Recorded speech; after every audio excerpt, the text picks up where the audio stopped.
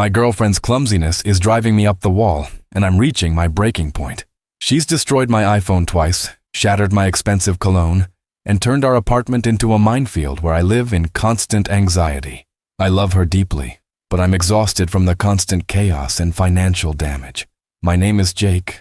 I'm 27 years old, and I never imagined that loving someone could be this emotionally and financially draining. 2.5 years ago, Sarah was everything I had ever dreamed of in a partner. We met at Miller's Coffee Corner on Maple Street, where I was desperately trying to finish a client presentation that was due first thing Monday morning.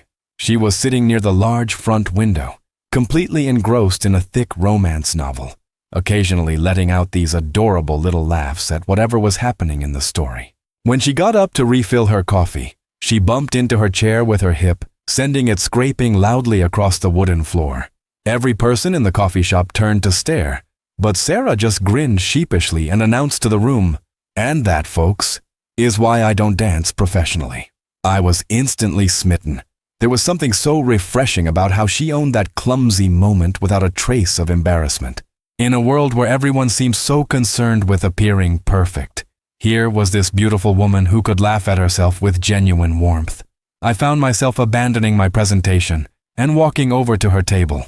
"Must be a really good book to make you laugh out loud like that," I said, gesturing to the novel she was sliding back into her oversized tote bag. "Oh, it's amazing," she replied, her face absolutely glowing with enthusiasm. "It's about this marine biologist who gets stranded on a remote island and discovers this whole underwater civilization that's been hidden for centuries. The main character just figured out that the mysterious stranger who's been helping her is actually the prince of this underwater kingdom, but he doesn't know that she knows, and she doesn't know that he knows that she's not actually just a tourist, but a scientist who could expose their entire world to the surface." She paused to take a breath, then laughed at herself. "Sorry, I get way too excited about books. I'm Sarah, by the way." "Jake," I replied, extending my hand.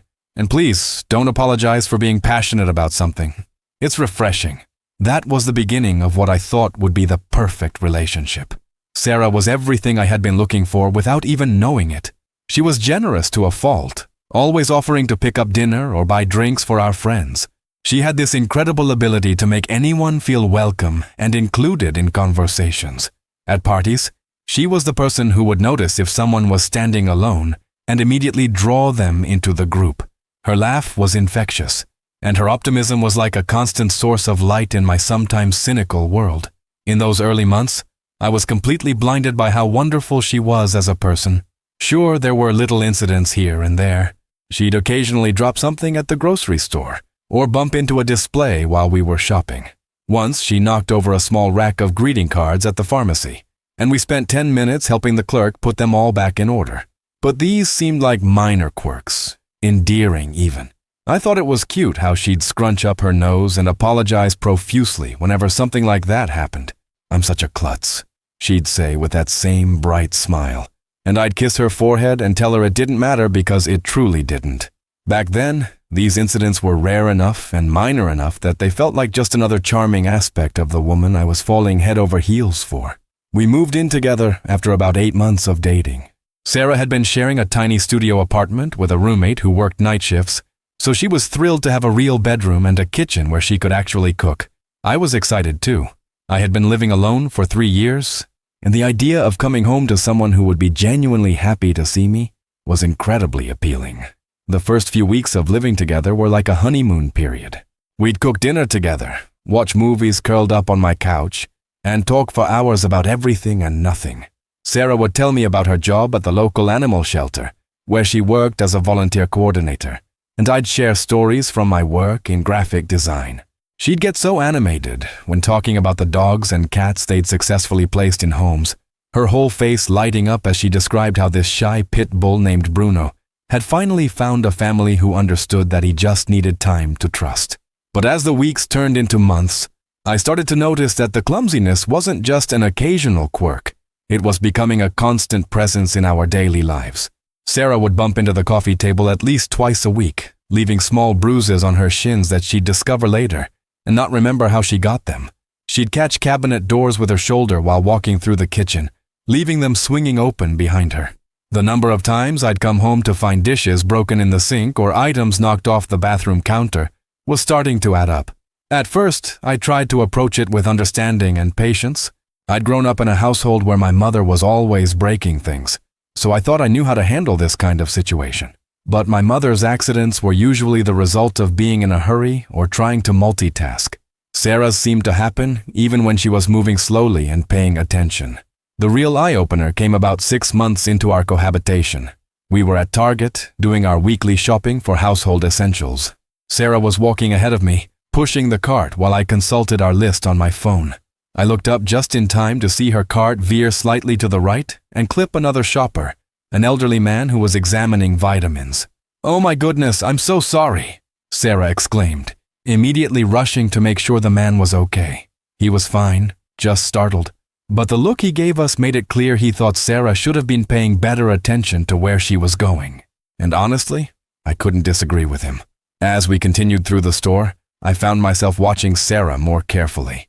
She wasn't looking at her phone or distracted by anything in particular, but somehow she still managed to bump her cart into an end-cap display of shampoo bottles. 3 bottles fell to the floor, and while we were picking them up, her purse strap got caught on the cart handle and pulled more items off a lower shelf. "I don't know what's wrong with me today," Sarah said with a nervous laugh, but I was starting to realize that this wasn't about having an off day. This was just how Sarah moved through the world, leaving a trail of minor chaos in her wake. The incident that really opened my eyes happened about a month later. We were getting ready to go to my coworker Dave's birthday party, and I had spent extra time getting ready because I knew Dave's girlfriend would be there, and she always made subtle comments about people's appearance.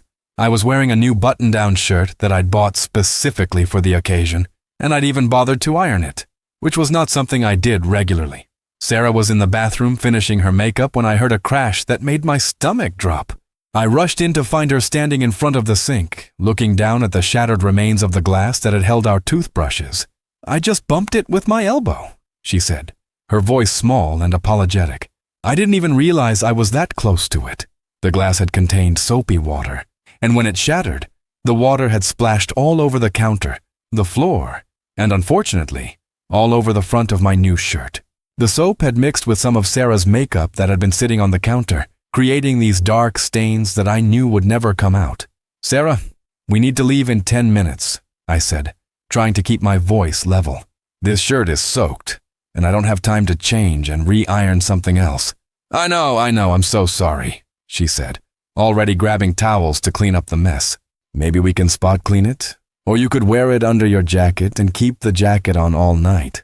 I ended up wearing a wrinkled polo shirt to the party and spent the entire evening feeling underdressed and irritated. Dave's girlfriend did indeed make a comment about my casual attire, and while Sarah tried to cover for me by saying we'd had a last-minute wardrobe malfunction, I couldn't shake the feeling that this was becoming a pattern that was starting to affect more than just our home life. The public incidents were becoming more frequent and more embarrassing. Sarah carried this massive leather purse that she wore crossbody, and somehow she never seemed to be aware of how it swung when she walked. I started to dread going anywhere crowded with her, because I knew that at some point, her bag would collide with someone. It happened at the grocery store, where she accidentally hit a woman in the back with her purse while reaching for something on a high shelf. It happened at the movie theater, where she smacked the person behind us while settling into her seat. It happened at restaurants, where she'd bump into servers or other patrons while walking to the bathroom. Each time, Sarah would apologize profusely, and most people were understanding because they could see that it was genuinely accidental. But I started to notice the looks, the brief flashes of annoyance on people's faces before they composed themselves and accepted her apology. The way other customers would step aside when they saw us coming, as if they could sense that Sarah was a walking hazard. I found myself developing a constant state of hypervigilance whenever we were out together. I'd walk slightly behind her, ready to catch falling objects or warn her about obstacles. I'd position myself between her and other people whenever possible, acting like a human buffer zone. It was exhausting, and it was turning every simple outing into a source of stress and anxiety. But it was the incidents at home that were really starting to wear on me. Our apartment, which had once felt like a peaceful sanctuary, was beginning to feel like a danger zone. I'd come home from work each day not knowing what I might find broken or damaged. There was the evening I came home to find my favorite coffee mug, a handmade ceramic piece I'd bought from a local artist, lying in pieces in the kitchen trash can. Sarah explained that she'd been wiping down the counters and had somehow knocked it off with her cleaning rag. She'd already ordered a replacement online, she assured me, but it wouldn't be the same. That mug had been perfectly weighted in my hands, the exact right size for my morning coffee routine, and it was irreplaceable. A few weeks later, it was my laptop charger. I'd left it plugged into the wall outlet near the couch, and somehow Sarah had managed to catch the cord with her foot while vacuuming. The force had yanked the charger out of the wall so hard that it bent the prongs, making it unusable. Again, she offered to buy a replacement, but I needed my laptop for work, and I had to spend my lunch break the next day driving across town to find a compatible charger. The breaking point, though, was my iPhone. I had saved up for months to buy the latest model, not because I cared about having the newest technology, but because my old phone had finally died after 4 years of faithful service. I was proud of that phone. It represented a significant purchase for me, and I took good care of it. I always used a case, I never dropped it, and I was meticulous about keeping it charged and updated. I had developed a routine of placing it on my nightstand each night, plugged in and face down so the light wouldn't disturb my sleep. It was always in the exact same spot, about 6 inches from the edge of the nightstand, well away from where anyone walking by might accidentally bump it. That night, I was awakened at 3:17 a.m. by the unmistakable sound of something hitting the hardwood floor. My heart sank even before I fully opened my eyes because I just knew, what I was going to find. Sarah was standing next to the bed, her hand covering her mouth, staring down at my phone, which was lying screen down on the floor with its case partially separated from the device. "Jake, I'm so sorry," she whispered, her voice thick with genuine distress.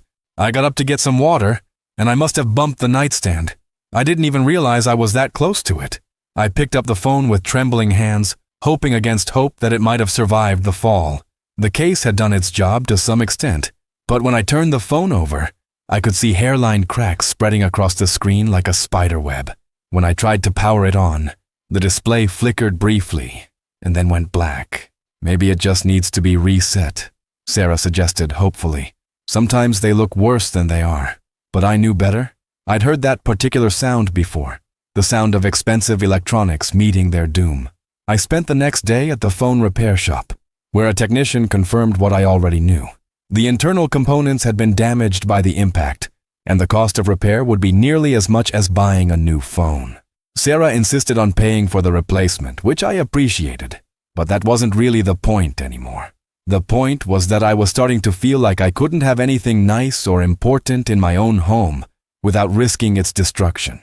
I was beginning to edit my environment, moving anything valuable or fragile to places where Sarah was unlikely to reach or bump into them. When she asked why I'd moved my cologne collection from the dresser in our bedroom to a shelf in the closet, I made up some excuse about wanting to keep them away from direct sunlight. The truth was that I was trying to protect them from her.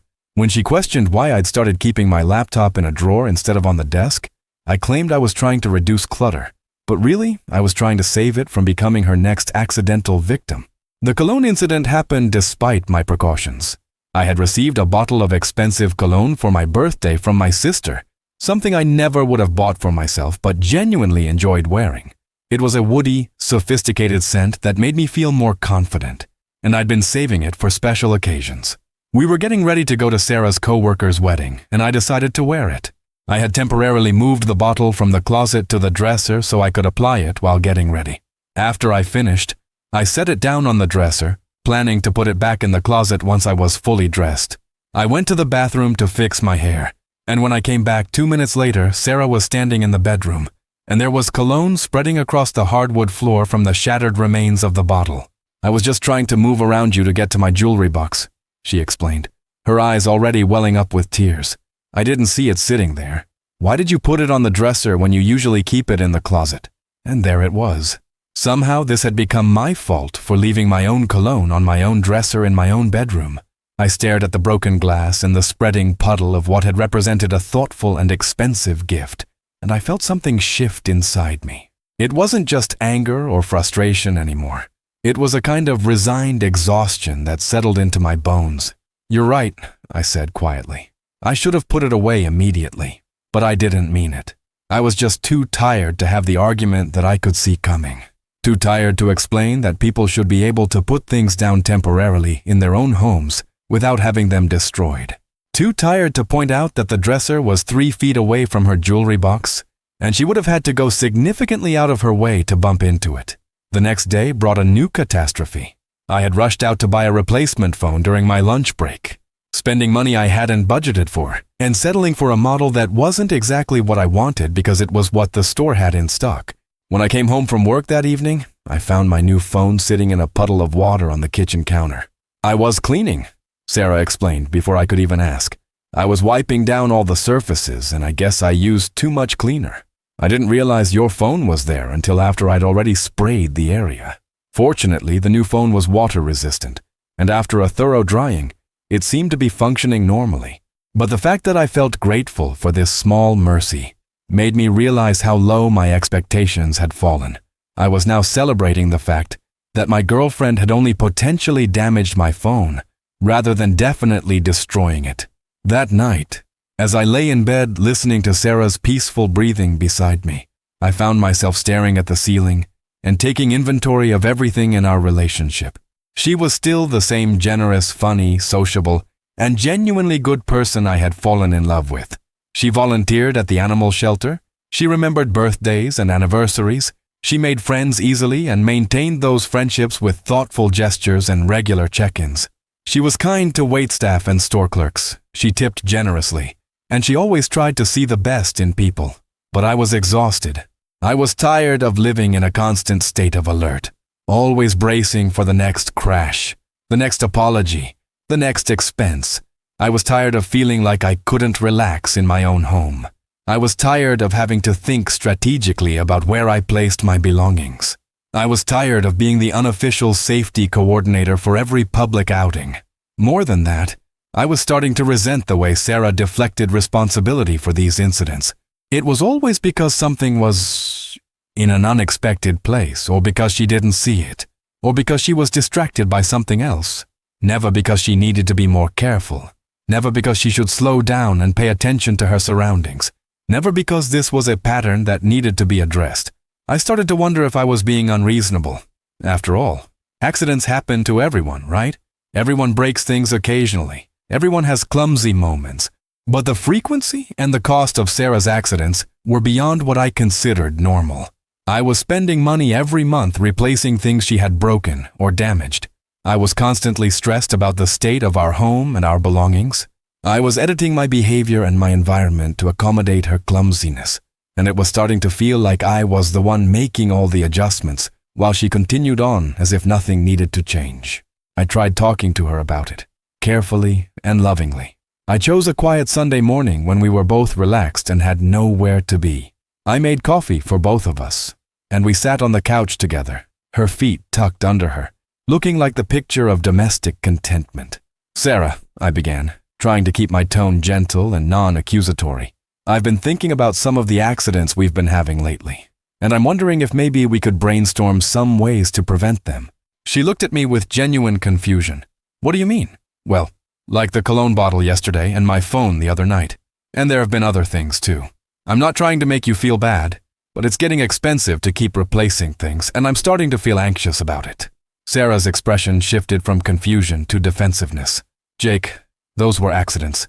I didn't break your cologne on purpose, and I certainly didn't try to damage your phone. These things just happen sometimes." "I know they're accidents," I said quickly, not wanting her to think I believed she was doing it intentionally. "But maybe we could think about ways to be more careful. Like maybe you could try to move a little slower when you're in tight spaces.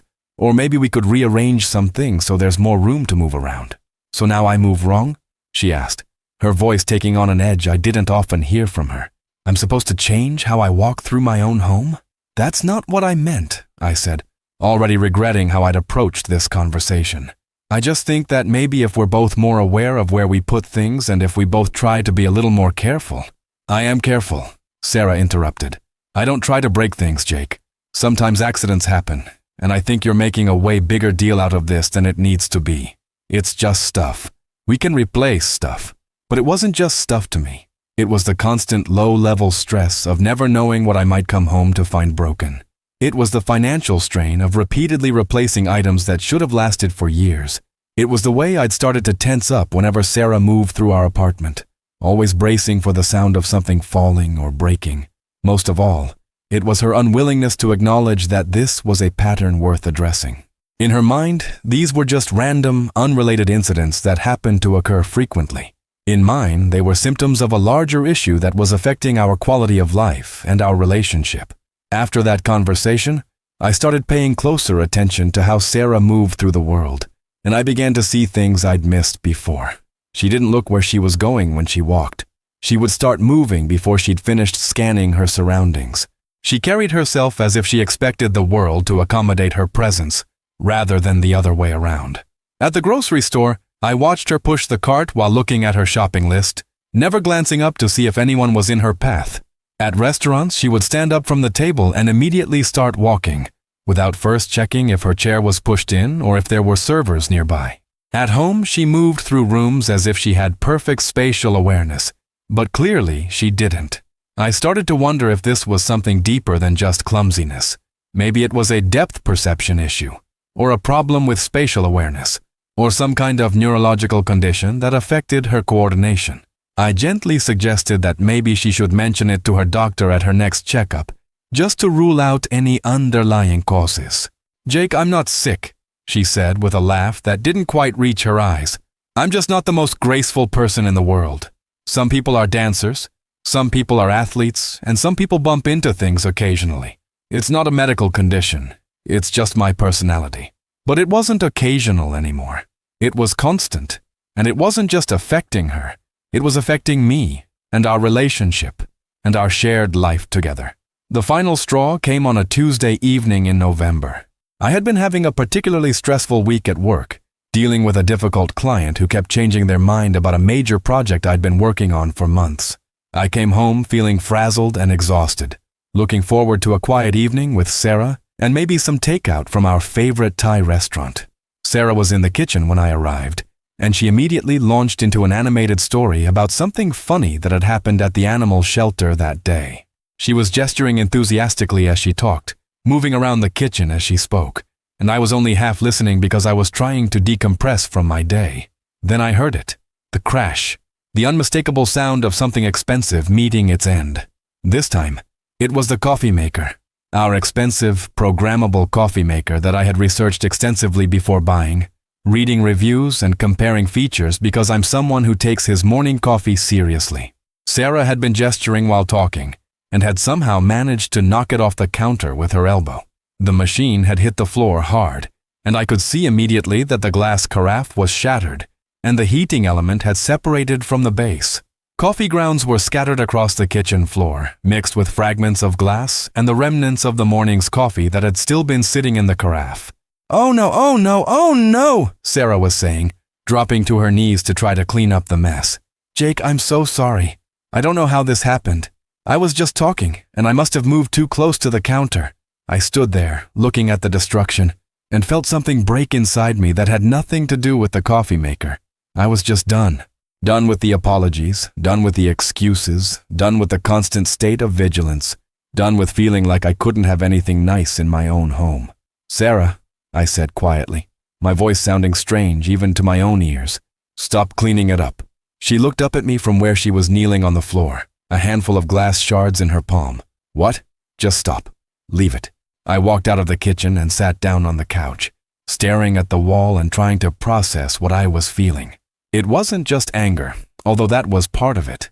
It was a kind of hopeless frustration that came from loving someone whose behavior was slowly eroding your peace of mind and financial stability. Sarah followed me into the living room, her hands still dirty from trying to clean up the mess. "Jake, talk to me. I know you're upset, and you have every right to be. I'll buy a new coffee maker tomorrow. I'll be more careful, I promise." "How?" I asked, turning to look at her. "How are you going to be more careful?" "Because you've said that before, Sarah. After the cologne, after my phone, after the mug, after a dozen other things. You always say you'll be more careful, but nothing changes." "I am trying," she said, her voice small and hurt. "I don't do this on purpose, Jake. I hate when these things happen. I feel terrible every time. But feeling terrible doesn't prevent it from happening again, I replied. And I'm tired, Sarah. I'm tired of replacing things. I'm tired of being anxious in my own home. And I'm tired of feeling like I'm living with someone who can't function in the world without leaving a trail of destruction. The words came out harsher than I intended, and I saw Sarah flinch as if I'd slapped her. Tears welled up in her eyes, and I felt like the worst person in the world for making the woman I loved cry. But I also felt relieved to finally say what I'd been thinking for months. I don't know how to fix this, she whispered. I don't know how to be different than I am. And that was the heart of the problem. Sarah wasn't careless or malicious or inconsiderate. She was just naturally clumsy in a way that seemed to be getting worse rather than better. She moved through the world with a kind of unconscious confidence that her environment would adapt to her presence. But the world doesn't work that way. Objects don't move out of the way, and other people shouldn't have to constantly accommodate someone else's lack of spatial awareness. We spent the next hour talking, really talking, about what was happening in our relationship. Sarah admitted that she had noticed I seemed more tense lately, and that I'd been rearranging things in the apartment in ways that confused her. I explained how exhausting it was to live in constant anticipation of the next accident, and how the financial cost of the broken items was starting to strain my budget. Maybe I could see someone, Sarah suggested hesitantly, like a doctor, or a therapist, or someone who deals with coordination issues. Maybe there is something wrong with me that can be fixed. It was the first time she had acknowledged that this might be more than just occasional clumsiness, and I felt a spark of hope. Maybe if we could identify the root cause, we could find a solution. Maybe this was something that could be addressed with therapy or exercises or medical treatment. I think that's a good idea, I said, reaching for her hand, not because there's something wrong with you as a person, but because this is affecting both of us. And if there's a way to make it better, shouldn't we try? Sarah squeezed my hand and nodded, tears still streaming down her face. I love you, Jake. I don't want my clumsiness to ruin what we have. I love you too, I replied, and I meant it. That's why we need to figure this out. Over the next few weeks, Sarah made appointments with her regular doctor and with a neurologist. She underwent a series of tests to rule out inner ear problems, vision issues, and neurological conditions that might affect balance and coordination. Everything came back normal. According to medical science, there was nothing wrong with Sarah that would explain her extraordinary clumsiness. The neurologist suggested that some people are simply more prone to accidents than others, and that it might be a combination of factors. How her brain processes spatial information, her natural attention patterns, and possibly some hereditary predisposition toward clumsiness. He recommended occupational therapy to help her develop better awareness of her body in space, and gave her some exercises to practice at home. Sarah threw herself into the occupational therapy with the same enthusiasm she brought to everything else in her life. She practiced the balance exercises religiously, worked on the spatial awareness drills, and tried to implement the strategies the therapist taught her about moving more deliberately through her environment. For a while, it seemed to help. There were fewer incidents, and when accidents did happen, they seemed smaller and less costly. Sarah appeared to be more conscious of her movements, pausing before she stood up from chairs, looking where she was going before she started walking, keeping her arms closer to her body when moving through tight spaces. I started to relax a little. Maybe we had figured it out. Maybe this was just a matter of Sarah learning new habits and being more mindful of how she moved through the world. I allowed myself to hope that we could get back to the easy, comfortable relationship we'd had in the beginning, before every day brought the possibility of something being broken or someone being inadvertently injured. But old habits die hard, and Sarah's natural movement patterns seemed to reassert themselves over time. The occupational therapy strategies worked when she remembered to use them, but in moments of excitement, fatigue, or distraction, she would revert to her old ways, and those moments seemed to be happening more and more frequently. The incident that made me realize we were back where we started happened on a Saturday morning in early spring. Sarah had been doing well for several weeks, and I had started to feel cautiously optimistic about our progress. We were planning to spend the day at a street festival downtown, and Sarah was excited about checking out the local vendors and food trucks. She was getting ready in the bathroom, and I was in the bedroom putting on my shoes, when I heard the familiar sound of something hitting the floor. This time, it was the entire contents of the medicine cabinet. Apparently, Sarah had opened the mirror door to get something and had somehow managed to catch it with her shoulder as she turned away, pulling it open so wide that everything inside had tumbled out. Bottles of aspirin, tubes of toothpaste, my prescription medications, Sarah's vitamins, and various other toiletries were scattered across the bathroom floor. One of my prescription bottles had opened when it hit the tile, spilling pills everywhere. Sarah's expensive face serum had leaked all over the floor, and the tube of my prescription ointment for a skin condition had been punctured by the impact. "I don't understand how this keeps happening," Sarah said, her voice filled with genuine bewilderment as she surveyed the mess. "I was being so careful. I was using the techniques from occupational therapy. I thought about my movements, I looked where I was going, and this still happened."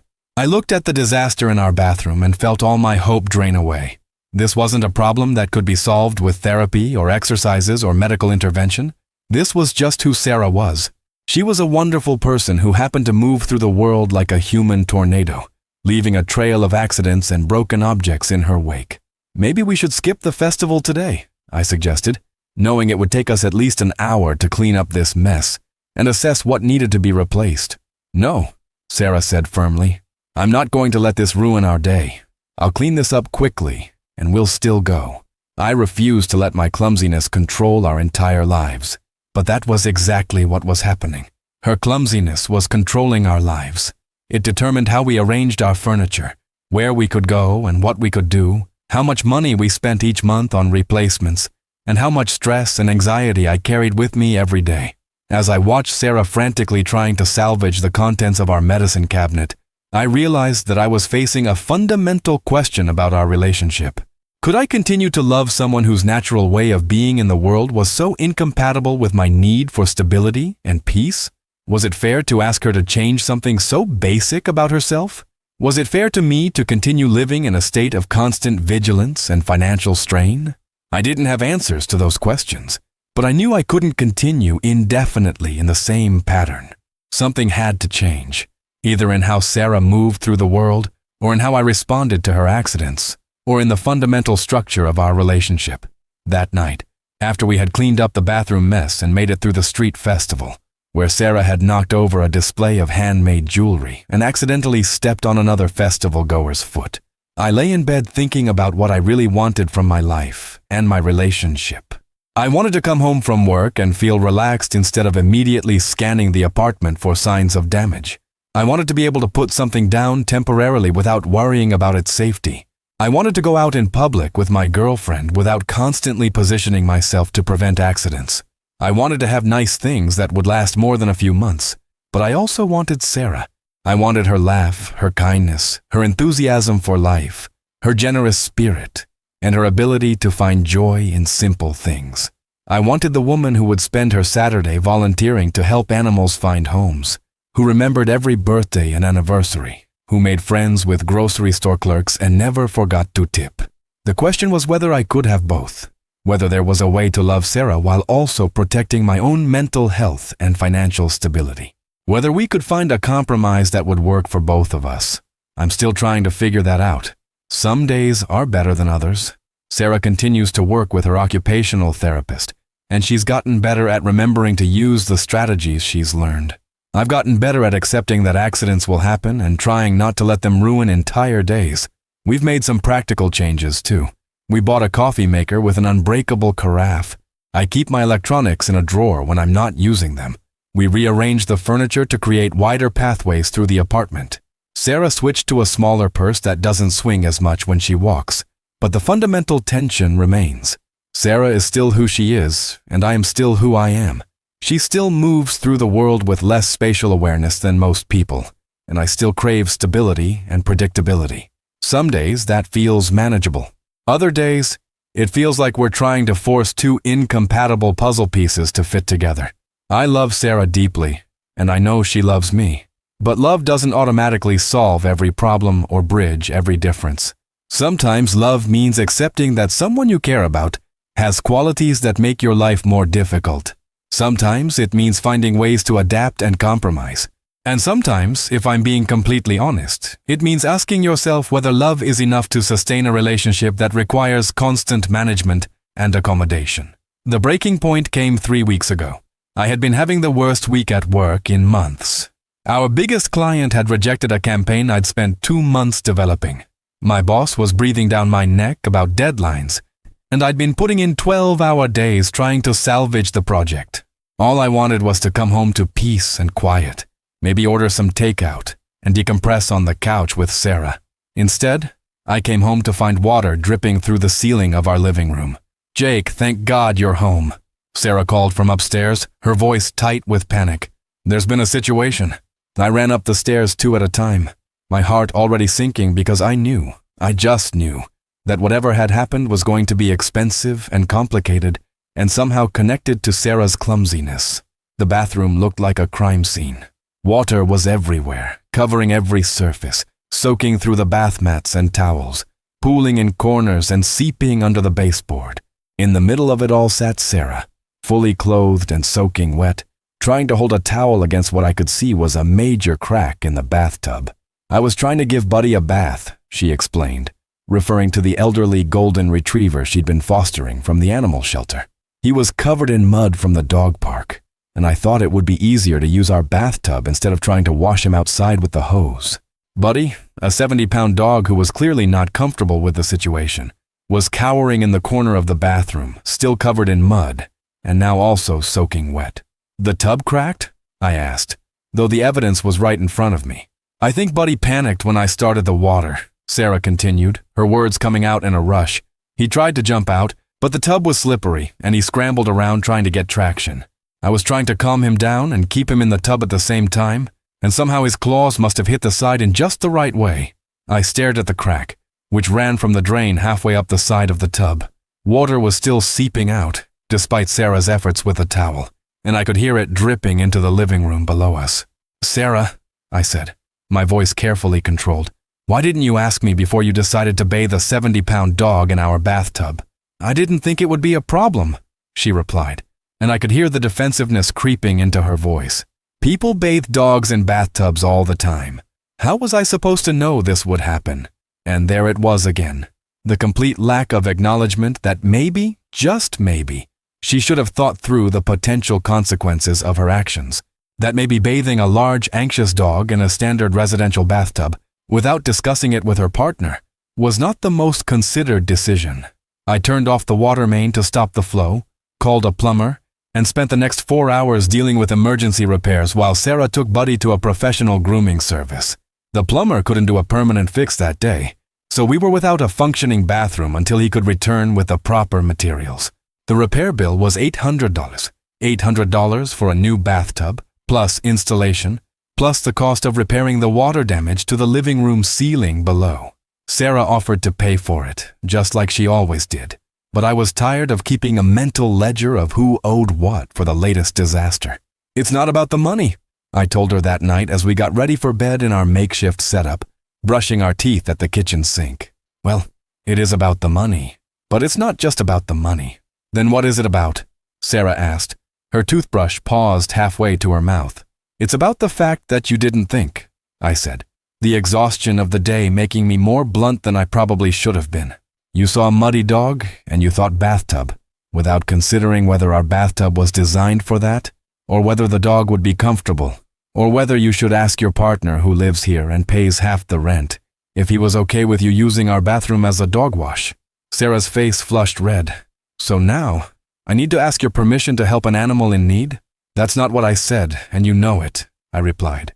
"But yes, if you're going to do something that could potentially damage our apartment, then yes. Maybe we should discuss it first."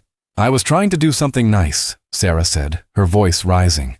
"Buddy needed a bath, and I was trying to help him. I'm sorry that my attempt to be a good person resulted in an expensive accident, but I'm not going to apologize for caring about animals." "No one is asking you to apologize for caring about animals," I said, feeling my own frustration boiling over. "But I am asking you to think about consequences before you act. I'm asking you to consider that your actions affect other people. I'm asking you to take some responsibility for the pattern of destruction that follows you everywhere you go." The fight that followed was our worst yet. Sarah accused me of being controlling and unsupportive. I accused her of being reckless and inconsiderate. She said I was making her feel like she couldn't be herself in her own home. I said that maybe the problem was that her natural self was incompatible with living in civilized society. That last comment was cruel, and I regretted it the moment it left my mouth. Sarah stared at me like I'd struck her, tears welling up in her eyes. "Is that really what you think of me?" she asked quietly. "That I'm incompatible with civilized society?" I wanted to take it back, to apologize, to explain that I was just frustrated and tired and saying things I didn't mean. But part of me, the part that was exhausted from 2 years of constant vigilance and expensive accidents, wondered if maybe I did mean it, at least a little bit. "I think," I said carefully, "that you move through the world without considering the impact of your actions on the people and things around you. And I think that's becoming a problem for us." Sarah was quiet for a long moment, staring down at her hands. When she looked up at me again, her expression was different, sad, but also resolved. "Maybe you're right," she said. "Maybe I am the problem. Maybe you'd be happier with someone who doesn't break your things and cost you money and embarrass you in public." "Sarah, that's not what I'm saying." "Isn't it?" she asked. "Because that's what it sounds like. It sounds like you're saying that who I am as a person is fundamentally incompatible with the life you want to live." I opened my mouth to argue, but the words wouldn't come. Because maybe that was exactly what I was saying. Maybe I had finally reached the point where I was willing to admit that loving someone wasn't always enough to make a relationship work. We slept in separate rooms that night. Sarah on the couch and me in our bedroom. I lay awake for hours, staring at the ceiling and thinking about everything that had brought us to this point. I thought about the woman I'd fallen in love with at the coffee shop, laughing at her own clumsiness and making everyone around her smile. I thought about all the wonderful qualities that had drawn me to her. Her kindness, her generosity, her ability to find joy in simple things. But I also thought about the constant stress, the financial strain, the way I'd started to tense up whenever she moved through our apartment. I thought about how I'd been editing my own behavior and environment to accommodate someone else's lack of spatial awareness. I thought about whether this was really how I wanted to spend the rest of my life. The next morning, Sarah was gone when I woke up. There was a note on the kitchen counter explaining that she had gone to stay with her friend Monica for a few days to give us both some space to think. She said she would continue paying her half of the rent and utilities, but that she thought we needed time apart to figure out what we really wanted. That was 3 weeks ago. We've texted a few times, brief exchanges about practical matters like bills and mail. Sarah came by once to get some clothes and personal items, but I was at work when she stopped by. She left another note, this one apologizing for the bathtub incident and saying that she understood if I couldn't handle her clumsiness anymore. I miss her. I miss her laugh, her enthusiasm, the way she would get excited about small things like finding a new coffee shop or seeing a dog on the street. I miss having someone to come home to, someone who was genuinely happy to see me at the end of a long day. I miss the good parts of our relationship. The parts that had nothing to do with broken objects or expensive accidents. But I don't miss the anxiety. I don't miss the constant vigilance, the way I would scan every room for potential hazards whenever Sarah was around. I don't miss the sound of things breaking, or the apologetic conversations that always followed, or the steady drain on my bank account from replacing damaged items. My apartment feels different without her, calmer, but also lonelier. I can put my coffee mug anywhere I want without worrying about it being knocked over. I can leave my phone on the nightstand without fear of finding it broken on the floor in the morning. I can walk through my own home without constantly monitoring the location of breakable objects. But I also come home to silence instead of Sarah's excited chatter about her day. I eat dinner alone instead of listening to her stories about the animals at the shelter. I watch movies by myself instead of having her provide running commentary and observations that always made me see things differently. I've been thinking a lot about what love really means, and whether it's fair to ask someone to change fundamental aspects of who they are for the sake of a relationship. Sarah's clumsiness isn't malicious or intentional. It's just part of how she moves through the world, as natural to her as breathing. Is it right for me to ask her to be someone she's not? Is it right for her to expect me to live in constant stress and financial strain? I don't know if there's a right answer to those questions. I know that I loved Sarah. Maybe still love her. I know that she's a good person who deserves to be with someone who accepts her completely, clumsiness and all. And I know that I deserve to feel comfortable and secure in my own home, without constantly bracing for the next accident. Maybe we're just incompatible in a fundamental way that can't be fixed with therapy or compromise or good intentions. Maybe some differences are too big to bridge, no matter how much two people care about each other. Sarah texted me yesterday asking if we could talk. She said she's been thinking too, and that she wants to discuss what happens next. I said yes, because I think we owe each other that conversation, even if it's difficult. I don't know what I'm going to say to her. I don't know if there's a way forward for us, or if this separation is the beginning of the end. I don't know if love is enough to overcome the practical realities of our incompatible ways of being in the world. What I do know is that I'm tired of living in fear of the next accident. I'm tired of feeling like I can't have nice things or feel relaxed in my own home. I'm tired of being the designated safety coordinator for every aspect of our shared life. I also know that Sarah deserves better than someone who makes her feel like she has to apologize for existing. Someone who sees her natural way of moving through the world as a problem to be solved, rather than just an aspect of who she is. Maybe the kindest thing we can do for each other is admit that this isn't working and find people who are better suited to our respective needs and personalities. Maybe love sometimes means letting go, even when it hurts. Or maybe there's still a way to make this work, some compromise we haven't considered, some solution that would allow us both to be happy and comfortable.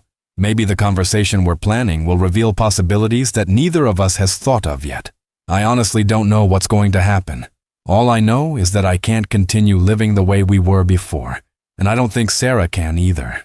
Something has to change, whether that's our relationship dynamic, our living situation, or our relationship status entirely. Right now, I'm sitting in my quiet, intact apartment, drinking coffee from a mug that won't be knocked over, getting ready to have the most important conversation of my adult life. I'm nervous and sad and hopeful and resigned all at the same time. I love Sarah, but I'm finally ready to admit that love might not be enough, and maybe that's okay. Maybe sometimes the most loving thing you can do is recognize when two people, despite caring deeply for each other, are just not meant to share a life together. I guess I'll find out soon enough.